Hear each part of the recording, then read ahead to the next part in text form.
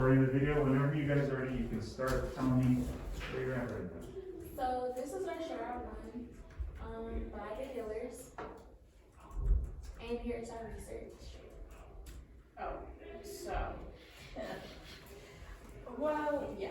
So I found that during patient checkups and visits, they're often shorter visits that focus mainly on the physical health of the patient. And often the topic of mental health doesn't come up because they're focusing on the cancer. Unless a person is like experiencing, like showing like symptoms of mental health, which often isn't the case for mental health. So maybe finding a way, I don't know. Yeah. Well, just before you go to the solution, like what else did you find about mental health? Oh, in these moments? during like treatment and cancer staging, patients with existing mental health issues often tend to drop out because it gets like too many visits, too much appointments, and it gets really overwhelming for them. This is specifically for patients with mental health issues going in, or Yeah. this like happens? Okay, interesting. So there's a high dropout rate of treatment for people with mental health issues. Right? So, yeah. So this is my research. I ended up doing research on medical terminology. So I found a study where the objective was to identify patient comprehension of orthopedic terminology that was commonly used across mental hospital settings. And so the design of the study was designed to be an observational study that took place over 2 months. And so during those 2 months, patients who were both in orthopedic care, ICUs, completed questionnaires with multiple choice questions, 12 multiple choice questions where patient comprehension was tested. And so the key results of the study found that total comprehension was scored total comprehension was scored as the number correct out of 11. So for the emergency department, the score was 5 out of 11, and for orthopedic patients, the score was 5.45 out of 11, and patients in both groups really demonstrated a really poor understanding of medical terms. But in contrast, non-medical terms were better understood. Or just simply speaking, that should make the most sense for these individuals. So instead of using the term like a fracture, saying like a broken bone or bone, like broken simple pieces. Yeah. Okay, this is my research. So I researched about being able to find trustworthy resources about cancer. So I found that usually websites that are funded by the government or colleges are more trustworthy. A person who made the website has like a background in that specific field, and to also like talk to your doctor, make sure that you're getting the right resource information. And another one what I found was understanding cancer survival rates.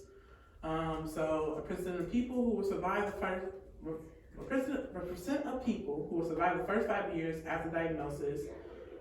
It's also based off of previous patients, and there's 2 types of rates: disease-free cancer survival rate, so there's like no evidence after treatment, and progression-free cancer survival rate. There is no cancer reoccursion, and it's stable and it hasn't spread.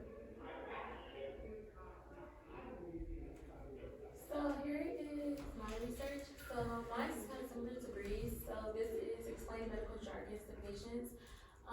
So using the simplest terms is what I found to be, or based on my research, what I found to be the easiest, and only focusing on what patients needs to know and offering things that will further benefit them. So I think that cutting out like everything extra that will possibly further stress them out, like it wouldn't be needed, or that's what I see. And constantly checking in to see what the patients understand. In terms of simplifying statistics, using more qualitative data, cutting out percentages, and presenting other graphics such as graphs, videos, pictures, and other forms of media, and connecting them with other survivors to understand what is being said. So here's what we plan to do next.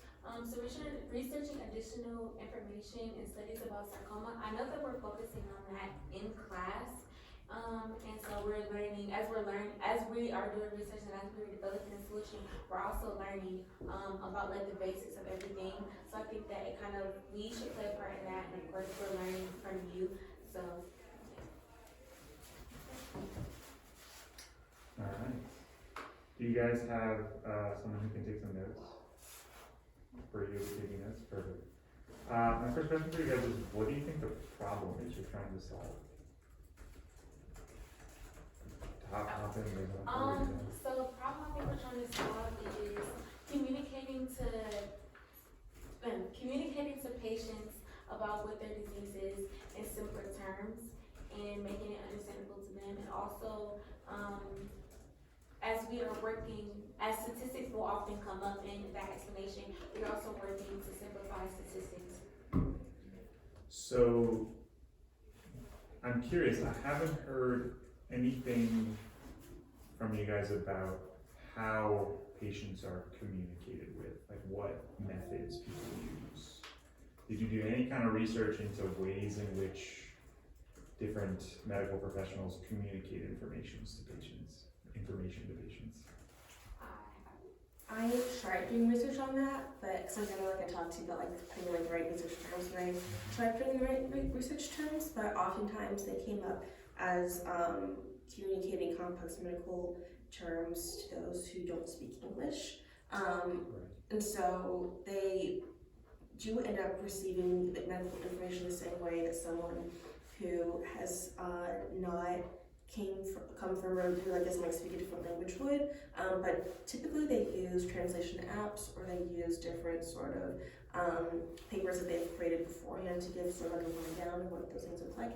It will also have a translator there for them as well in the hospital, which I thought was really interesting and very helpful. Like a translator who translates Spanish to English or something like that? Yes, and vice versa, yeah. Okay. So there's something in there that's like literally about translation. Literally translating. Yes. A question I have is, have you guys thought about calling people to find out what they do? Like maybe there are cancer centers that are around the country that are trying different things. I'm sure this isn't the only clinic in the world that has issues with this. If you said, Brie, you're having trouble finding things beyond just stuff about translation. Yeah. And a big thing that we got to think about, and a big part of, certain credits, things like that, is what do you do when Google doesn't work, when you don't get what you need from something? Would you guys want to be able to talk to people at different cancer centers to find out if they do something different? Is that something that would feel helpful? So that feels like a really specific, tangible thing you could do. The other thing I'm curious about is like, what have you thought at all about, and you don't need to have this answer yet, but about how you would want to communicate all this information to patients? Like you talked about, Jahna specifically, you really broke down the things that we want to try to do, but you didn't talk a lot about the how. And that was something I know that Jake and Mitchie talked about it, and we have these wonderful pamphlets that they hand out. But have you guys thought about what method you would want to use to do this?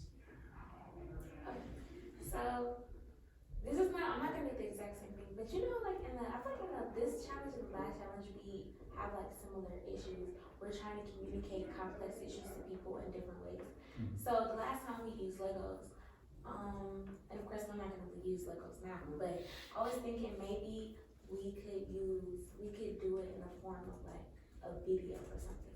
I feel like a lot of people learn, I'm not gonna say a lot of people learn like children, but when issues are very complex like this, people want to learn as if they're being taught their first time, just like how first graders, second graders, and kindergartners they're being taught new things as if they were children. So maybe creating something super simple that also gets the point across, like a video that we create, or an English or something, like a picture or something like that just gets the point across. Super simple, and I won't make it extra. The video that you linked in the jigsaw. I know we're not supposed to talk about jigsaw. That's okay. I wanted to hear about what you did beyond that, but you can talk about the jigsaw stuff. It was the video, it was how cancer spreads. Mm-hmm. I was watching that video and it was super easy to listen to, because it was in a cartoon, and for children, if a child watches that, they're not gonna understand everything, but it's gonna be intriguing to them. So you imagining making like a YouTube video or Yeah. YouTube channel? Are you imagining TikTok? Are you imagining Reels? There's a lot of different ways that you can have a video. That was just my Just a idea. thought. I like that. Yeah. So I saw nods when you were talking about that for sure in the group.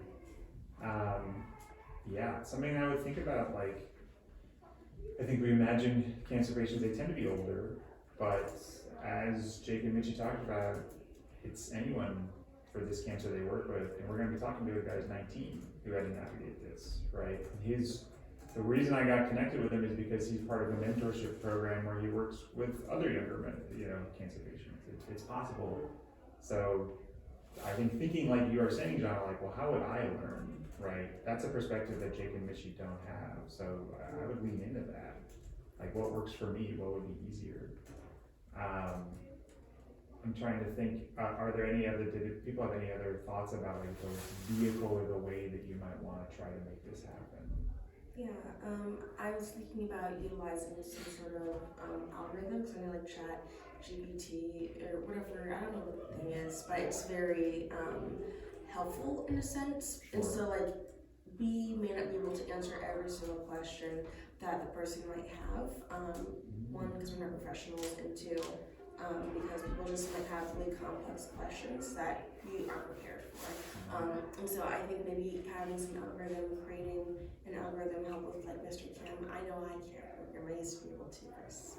But I think that'd be helpful, but also too, the iffiness comes in with the people aspect of that, because we really want people to be engaged with that too emotionally, because I did hear on NPR about this new piece of technology or algorithm that was used for people who couldn't afford therapists. And so the issue, people were benefiting from the piece of technology mentally, but issues did arise when empathy came into play, because if someone were texting, oh, I'm suicidal, I feel like I'm going to take my own life right now, the robot can't really do a lot, like emotionally to help them, like they would call this number, but it's like, I need emotional support right now. So that's where the bot comes in, but I think realizing that would be helpful too. This connects back to Ava's initial research into the mental health effects, that like cancer is a major mental health impediment. It's awful, it's very hard on people, as is any major disease. And I think it's a good space to keep in mind too. I mean, you even talked about that people with mental health disorders are less likely to complete care. So it's good to keep in mind the potential mental health effects on people that you're working with, because if they don't complete care, they don't benefit and probably have a less likely chance of surviving. Yeah, so I'm hearing multiple things, totally interested. I see though, I just want to reflect that you guys all shared each individual person's research, and I'm not hearing a lot of like team communication yet. Are you guys able to figure out how to talk together, come up with a solution and a plan together? Do you guys think that'll be a thing you'll be able to navigate? Absolutely. Because I'd love this point to be the transition into like a little more of the visioning, like a practical thing. Like, what do you guys want to have for your final presentation? Do you want to have some videos you show up? Do you want to hand Mitchie a computer and have her start chatting with a bot you've created, right? Like, what do you want to have, and what do you need to do to kind of get there? And I would love you guys to make sure you're communicating all together around this process. Do you think that's going to be possible? I'm curious, what things do you like? I'm trying to adapt and change what I'm teaching, like my standing up and talking to you guys as I find out what people need more information about. What are things you guys feel like you want to know more about that you don't know enough about right now for this challenge? Not just like, what does Mayo Clinic do, but like, what are some like information you'd like to learn more about? I think learning more about cancer specifically to sarcoma would be helpful. I know right now we're just like touching the surface and understanding what cancer is, but if we are able to touch on different aspects of sarcoma and really comprehend the complexity of the disease, that'd be helpful. I think also too, if we could start touching on patient experience as well, like what does empathy look like for a medical provider? How do you have those tough conversations? How do you like give that person emotional support? And I think lastly, talking about the legality of some of the things that we can and can't do, because I know when we were talking to Mitchie and Jake, we were asking them like how can we get access to like the stats about the survival rates of cancer patients at Cleveland Clinic, and they were saying it isn't really possible, but it's not impossible. It's not possible. And like wait, there's like what are we allowed to get our hands on? What are we not allowed to get our hands on? So if we could like maybe reach out to them, but it's also like we want to dodge the question a little bit too, in my opinion. Sure. So like what are we allowed to do? Allowed to say things like that. Any other things that people want to learn more about as you get kind of going through this process? Oh, and also the process of cancer treatment. That'd be helpful too. What's the difference between chemo and radiation? What does that process look like? What do they mean when they say, I don't know. I don't want to say a gram of radiation. Sure. I don't know, like, what are the measurements? I don't know. Measurements, rads, and Rads, yeah. There's different ways of doing it. So learning more about different treatments, and sarcoma, patient experience, all this kind of stuff. Maybe how to look at statistics. Like more about like survival statistics. And Yeah.